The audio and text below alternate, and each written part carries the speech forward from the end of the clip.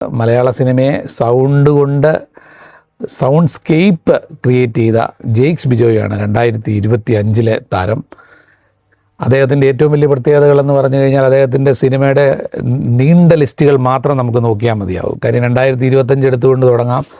ലോക, തുടരും, അതുപോലെ തന്നെ നരിവേട്ട, പാതിരാത്രി, അതുകൂടാതെ ഒരുപാട് സിനിമകളുണ്ട്. കാര്യം ഈ 2025 തന്നെ വേഴ്സറ്റൈലായിട്ടുള്ള സിംഗിങ് ഗാനങ്ങൾ കൊണ്ടും അതുപോലെ ഓർക്കസ്ട്രേഷണൽ മികവ്, പ്രത്യേകിച്ച് ജെയ്ക്സ് ബിജോയിയെ നമ്മളെല്ലാവരും ഓർത്തിരിക്കുന്നത് ബാക്ക്ഗ്രൗണ്ടിൻ്റെ ബീജത്തിൻ്റെ ആളെന്നുള്ള രീതിയിലാണ് നമ്മുടെ മനസ്സിലേക്ക് പെട്ടെന്ന് ഓടി വരുന്നത്. കാര്യം അതിനപ്പുറം അദ്ദേഹത്തിൻ്റെ കൂടുതൽ ഗാനങ്ങൾ ഈ ഒരു കഴിഞ്ഞ ഒരു വർഷം കൊണ്ട് നമ്മൾ ഭയങ്കര കൂടുതലായി ശ്രദ്ധിക്കപ്പെട്ടു എന്നുള്ളതാണ്. കാര്യം അതിന് ഏറ്റവും വലിയ ഉദാഹരണമാണ് ഈ നരിവേട്ടയിലെ ഗാനം. മിന്നൽ വള എന്ന് തുടങ്ങുന്ന ഗാനം മലയാളത്തിൽ വളരെ ടോപ്പ് ഹിറ്റായിട്ടുള്ള ഗാനമാണ്. കാര്യം ഹിന്ദിയും തമിഴും ഒക്കെ നമ്മൾ എടുത്ത് സംസാരിക്കുമ്പോഴും അതിനോടൊക്കെ കിടപിടിക്കാം. പ്രത്യേകിച്ച് 100 മില്യണിന് മുകളിൽ ക്രോസ് ചെയ്ത സോങ് ആണത്. കാര്യം അതും ജെയ്ക്സ് ബിജോയുടെ പ്രത്യേകിച്ച് തുടരൂലെ ഗാനങ്ങളൊക്കെ ആണെങ്കിലും വളരെ മലയാളിത്തമുള്ള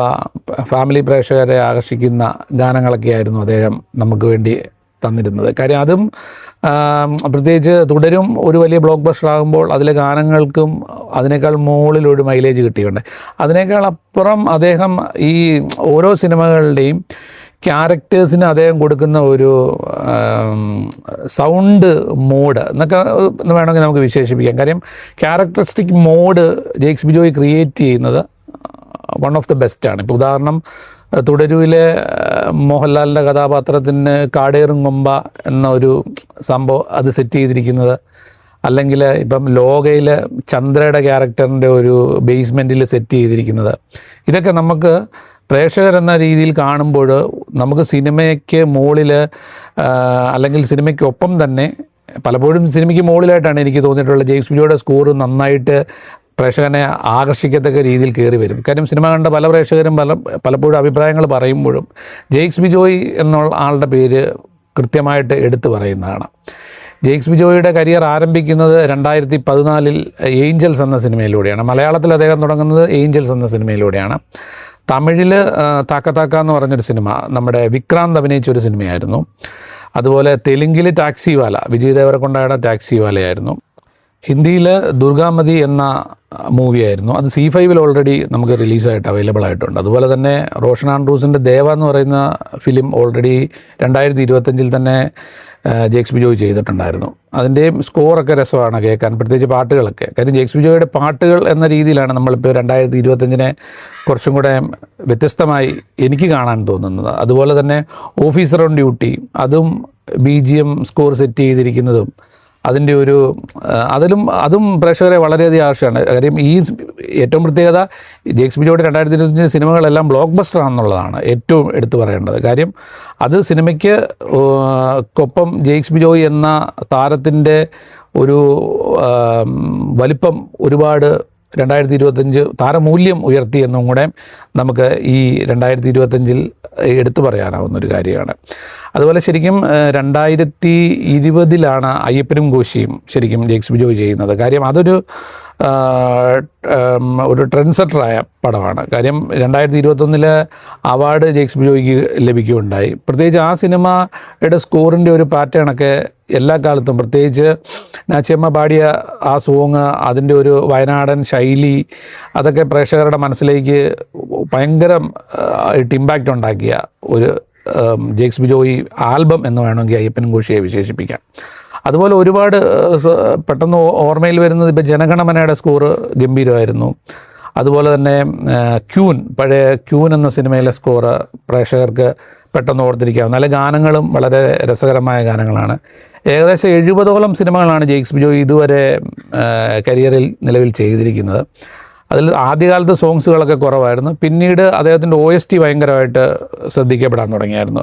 പ്രത്യേകിച്ച് രണത്തിലെ OST രണത്തിലെ ടൈറ്റിൽ ട്രാക്കും ഹിറ്റായിരുന്നു.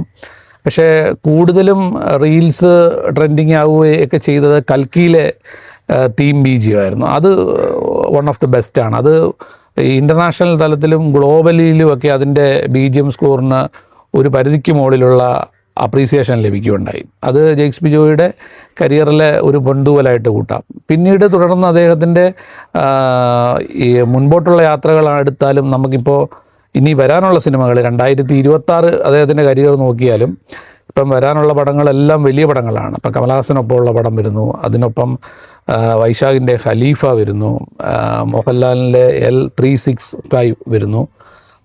അതുകൂടാതെ ഇപ്പം ഈ മാസം തന്നെ പൃഥ്വിരാജിൻ്റെ വിലായത്ത് ബുദ്ധ റിലീസ് ചെയ്യാനുണ്ട് ഓൾറെഡി. അതിലെയും സ്കോറുകൾ അല്ലെങ്കിൽ അതിൻ്റെ ഒരു ട്രെയിലറൊക്കെ വന്ന സമയത്തുള്ള കട്ട്സുകളും ജെയ്ക്സ് ബിജോയ് എലവേറ്റ് ചെയ്ത ക്യാരക്ടറും ഇതൊക്കെ ഭയങ്കര രസമായിട്ട് നമുക്ക് തോന്നിയായിരുന്നു. കാര്യം അദ്ദേഹം ഒരു റൂറൽ സബ്ജക്റ്റിൽ അദ്ദേഹത്തിൻ്റെ മ്യൂസിക് വരുമ്പം ഒരു സിനിമയ്ക്ക് ഭയങ്കര ഒരു എലവേഷൻ കിട്ടുന്നത് സ്വാഭാവികമായിട്ടും അത് അദ്ദേഹത്തിൻ്റെ ഒരു ക്രാഫ്റ്റായിട്ട് നമ്മൾ പ്രത്യേകിച്ച് എടുത്തു പറയേണ്ടതാണ്. അതുപോലെ തന്നെ മലയാളം നമ്മൾ നോക്കിയാൽ നേരത്തെ പറഞ്ഞതാണ്, എന്നാൽ പോലും ഒരു 3-4 സോങ്സുകൾ 100 മില്യൺ ക്രോസ് ചെയ്തതും ജെയ്ക്സ് ബിജോയുടെ ഗാനങ്ങളാണ്. ഇപ്പം കടുവയിലെ പാലാപ്പള്ളി എന്ന് തുടങ്ങുന്ന ഗാനം, അതുപോലെ ഇപ്പം മിന്നൽ വള, നെരിവേട്ടയിലെ മിന്നൽ വള, അതുപോലെ കുറുപ്പിലെ കലാവക്കാര എന്ന് തുടങ്ങുന്ന ഗാനങ്ങളൊക്കെ 100 മില്യൺ മോളിൽ ക്രോസ് ചെയ്തു. അതും മലയാള സിനിമയിൽ നമ്മുടെ പാട്ടുകളൊക്കെ മാക്സിമം 20 മില്യണൊക്കെ ക്രോസ് ചെയ്യാറുള്ളൂ. ഇതിപ്പം ഹിന്ദിയിലൊക്കെയുള്ള പ്രധാന ആൾക്കാരുടെ ഗാനങ്ങൾക്ക് കിട്ടുന്ന വ്യൂവർഷിപ്പ് ശരിക്കും ജെയ്ക്സ് ബിജോയുടെ ഗാനങ്ങൾക്ക് ലഭിക്കുന്നു എന്നുള്ളതാണ് ഇതിൻ്റെ ഏറ്റവും വലിയ പ്രത്യേകത. അതോടൊപ്പം തന്നെ ഇനിയിപ്പോൾ വരാനുള്ള സിനിമകളാണെങ്കിലും ജെയ്ക്സ് ബിജോയുടെ ഒരു ഏറ്റവും എടുത്തു പറയേണ്ട കാര്യം, ജെയ്ക്സ് ബിജോയ് സ്റ്റാൻഫോർഡ് യൂണിവേഴ്സിറ്റി USA-യിൽ നിന്നാണ് ഓൾറെഡി മ്യൂസിക്കുമായിട്ട് ബന്ധപ്പെട്ട ബിരുദങ്ങളൊക്കെ കരസ്ഥമാക്കിയിരിക്കുന്നത്. അദ്ദേഹം അക്കാലത്ത് തന്നെ അവിടെ ഡിസ്നി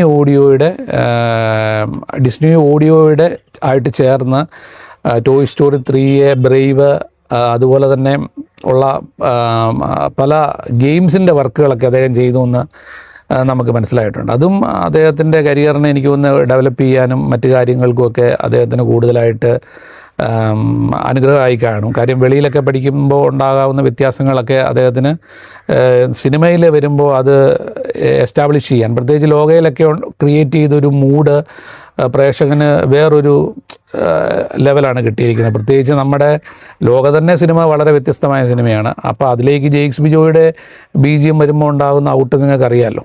അപ്പം ലോകയുടെ മ്യൂസിക്കൽ സ്കോറും അതുപോലെ തന്നെ സോങ്സുകളാണെങ്കിലും ഇപ്പോൾ ഹനാൻ ഷാ പാടിയ പാട്ടൊക്കെ ഗംഭീരമായ സോങ്ങുകളാണ്.